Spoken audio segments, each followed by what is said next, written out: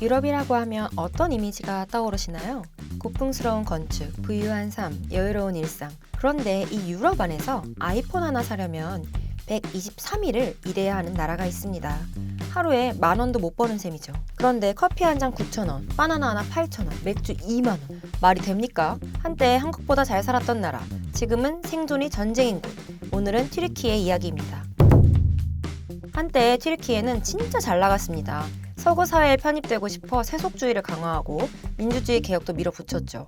미국과 유럽에 마음에 들기 위해서 굉장히 애썼습니다. 물론 초반엔 쉽지 않았어요. 정권은 군부 쿠데타로 뒤집히기 일쑤였고 정치 불안 때문에 외국 자본도 손을 뗐죠. 그런데 2002년 레제프 타이프 에르도안이 정의개발당을 이끌고 총선에서 승리하면서 모든 게 바뀌기 시작합니다. IMF 개혁 정책을 계승해 경제를 재정비했고 변동 환율제 도입, 외자 적극 유치. 그 결과 무려 50%에 육박하던 인플레이션이 한 자릿수로 떨어졌습니다. 믿기지 않죠? 불과 몇 년 전까지 하이퍼 인플레이션 국가였던 곳이 투자자들이 주목하는 신흥시장으로 탈바꿈한 겁니다. 2002년부터 2010년 사이 튀르키예의 GDP는 2.6배 성장, 중산층도 점점 두터워졌습니다. 당시엔 터키가 조만간 선진국 반열에 오를 것이라는 전망까지 나왔죠. 정치도 달라졌습니다. 에르도안은 군부의 정치 개입을 차단하고 사형제를 폐지했으며 소수민족 권리까지 언급하며 다자주의 외교를 펼쳤습니다. 심지어 2009년 오바마 대통령은 튀르키예 국회 연설에서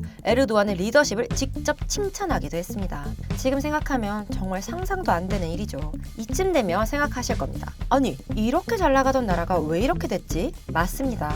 모든 게 완벽해질 것만 같았던 그 시절. 하지만 에르도안은 조금씩 숨겨왔던 본색을 드러내기 시작합니다. 2007년 에르도안은 대통령 직선제 개헌안을 통과시킵니다. 당시 사람들은 총리 은퇴 후 명분 정도겠지 생각했어요. 왜냐면 튀르키예에선 총리가 내정을, 대통령이 외교를 담당하는 구조였으니까요. 실질적 권력은 총리에게 있었고 대통령은 상징적 존재에 가까웠죠. 그런데 에르도안은 달랐습니다. 그는 애초부터 장기 집권을 준비하고 있었던 겁니다. 총리 시절 그는 사법, 군, 경찰, 교육계에 자신의 사람들을 천천히 그러나 철저하게 심어뒀습니다. 반대파는 하나씩 제거됐고 권력의 퍼즐은 완성돼 갔죠. 그리고 점점 드러나는 그의 의도. 세속주의는 사라지고 이슬람주의 색채가 짙어지기 시작합니다. 이쯤 되자 국민들도 느낍니다. 뭔가 이상하다. 2013년 게지공원, 이스탄불의 유일한 녹지 공간을 대단지로 개발한다는 정부 방침에 시민들이 평화롭게 저항했습니다. 하지만 에르도안 정부는 이를 반정부 움직임으로 규정했고 군대와 경찰을 투입해 폭력적으로 진압합니다. 그 순간 국민의 불만은 폭발했습니다. 게지공원 시위는 전국적인 저항운동으로 번졌고 튀르키예 시민들은 거리로 쏟아져 나왔습니다. 그러자 에르도안은 더욱 강경해집니다. 2014년 대통령 당선 직후 본색을 드러냈고 2016년 쿠데타 시도 이후엔 2년간 국가 비상사태를 선포, 그동안 반대 세력을 대거 숙청하며 권력을 완전히 장악합니다. 언론, 사법, 교육 어느 곳 하나 예외가 없었습니다. 이제 튀르키예 안에선 에르도안에 반대하는 목소리는 설 자리가 없어졌습니다. 국제사회는 충격을 받았고 외국 자본은 빠르게 빠져나가기 시작했습니다. 정치 불안은 경제 불안으로 이어졌고 그 결과 튀르키예 리라화는 가치가 급락했습니다. 잘 나가던 나라가 어느 순간부터 무너져 내리고 있던 겁니다. 에르도안, 그는 대통령이자 경제 설계자였습니다. 문제는 그가 전문가가 아니라는 점이었죠. 그는 이렇게 말했습니다. 금리는 모든 악의 근원이다. 그래서 고금리 정책 자체를 거부했습니다. 물가가 치솟고 화폐 가치가 떨어질수록 중앙은행은 보통 금리를 올려 물가를 잡습니다. 경제학 교과서에 나오는 기본 공식이죠. 하지만 에르도안은 이론보다 신념을 따랐습니다. 저금리를 고수했고 결과는 처참했습니다. 2024년 5월 튀르키예의 소비자 물가는 전년 대비 75.45% 폭등. 한때 84.4%까지 올랐던 인플레이션은 잠시 내려온 듯 보였지만 다시 불붙기 시작했죠. 환율도 심각합니다. 2025년 현재 리라화는 유료화 대비 10년 새 15배 가까이 폭락했고 달러당 환율은 불과 몇 달 만에 36.5리라에서 41.64리라까지 뛰었습니다. 이 급락을 막기 위해 터키 중앙은행은 달러를 마구 쏟아부었습니다. 4일 만에 약 230억에서 250억 달러, 우리 돈으로 30조 원이 넘는 외화를 환율 방어에 투입했죠. 도대체 무슨 일이 있었던 걸까요? 에르도안이 자신의 정적인 이스탄불 시장 이마모올루를 급습적으로 구금했습니다.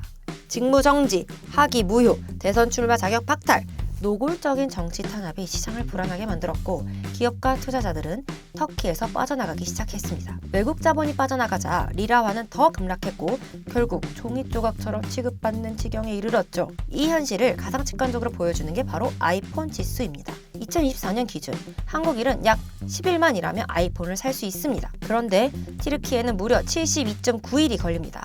작년엔 123일이었으니 줄긴 했지만 여전히 한 달 넘게 일해도 스마트폰 하나 사기 어려운 나라입니다. 결국 에르도안의 신념은 경제를 무너뜨렸고 튀르키예 국민들은 지금 그 대가를 고스란히 치르고 있습니다.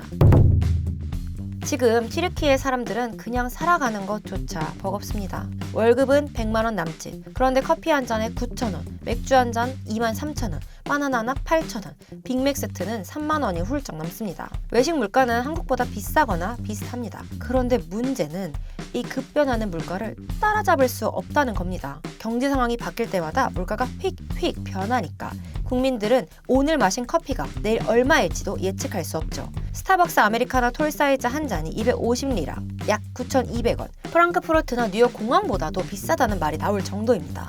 그런데 품질은 형편없다는 평도 적지 않죠. 이렇게 소비의 고통이 커지자 많은 튀르키예인들이 선택한 건 하나, 탈출입니다. 유럽이나 미국으로 이민을 가서 돈을 벌고 고향에 송금하겠다는 사람들이 늘고 있습니다. 국내에선 도저히 희망이 보이지 않는다는 이유에서이죠. 정부는 상황을 완화하겠다며 올해 1월 최저임금을 30% 인상한다고 발표했지만 이스탄불이나 앙카라 같은 대도시에선 임대료만 해도 2만 리라, 약 72만 원입니다. 집세 내고 나면 남는 게 없습니다. 외곽 지역은 어떨까요? 오히려 더 문제입니다. 관광지를 벗어난 외곽에선 사소한 서비스에도 폭리를 취하는 일이 다반사고 외국인 관광객이 아무 생각 없이 밥을 먹거나 숙소를 잡았다가 뭐 이런 나라가 다 있나? 소리가 절로 나옵니다. 이제 튀르키예 국민들에게 살아간다는 말은 단순한 생존이 아닙니다. 희망 없는 일상, 계속되는 탈출. 이 나라는 지금 천천히 무너지고 있습니다.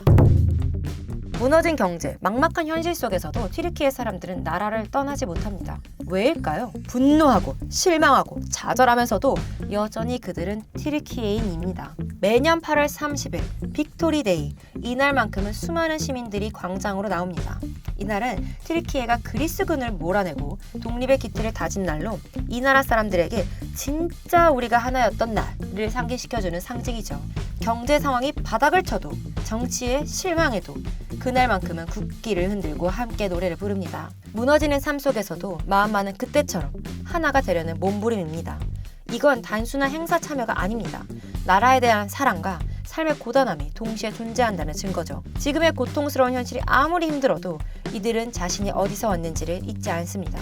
그리고 그것이 이 나라가 아직 무너지지 않은 이유입니다. 에르도안은 지금도 권력을 쥐고 있습니다. 푸틴, 시진핑과 같은 강권 지도자들과 손을 잡고 더 오래 그 자리에 남기 위해 쓰고 있죠. 한때 국민의 지지를 받으며 경제를 부흥시켰던 리더가 자신의 욕망을 위해 나라를 무너뜨리고 있는 상황, 그리고 그 피해는 모두 국민들이 짊어지고 있습니다. 여기서 우리가 반드시 기억해야 할 사실이 있습니다. 경제는 숫자가 아닙니다. 사람의 삶입니다. 튀르키예는 한때 우리를 형제의 나라라 불렀습니다. 그리고 지금 그 형제의 나라가 무너지는 과정을 우리는 생생히 지켜보고 있죠. 하지만 이건 남의 이야기일까요? 최근 대한민국 원화의 가치도 점점 떨어지고 있습니다. 물가는 오르고 월급은 그대로, 집세와 대출이 숨통을 조이고 있죠. 튀르키예처럼 무너지지 않으리란 보장은 없습니다. 튀르키예는 무너졌지만 국민은 남았습니다. 우리는 지금 무엇을 지키고 있나요? 이제는 묻고 넘어가야 합니다. 지금 대한민국 괜찮은가요?